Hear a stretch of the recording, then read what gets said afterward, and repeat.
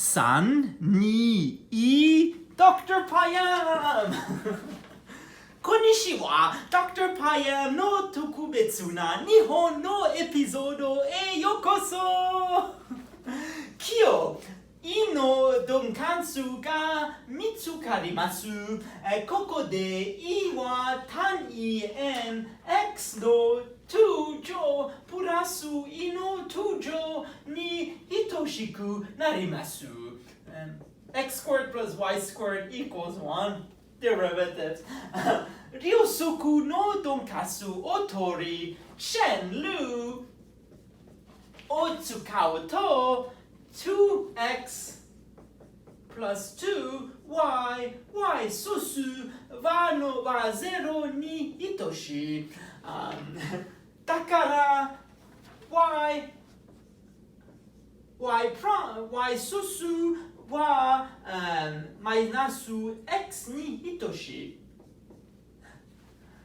それいう y 素数は y に対して x をマイナスに等しい。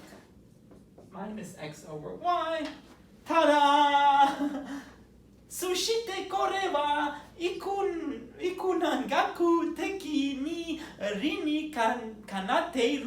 それはある点で n に接線がその n に垂直であることを言います。Unit circle y over x minus x over y. Wow, perpendicular.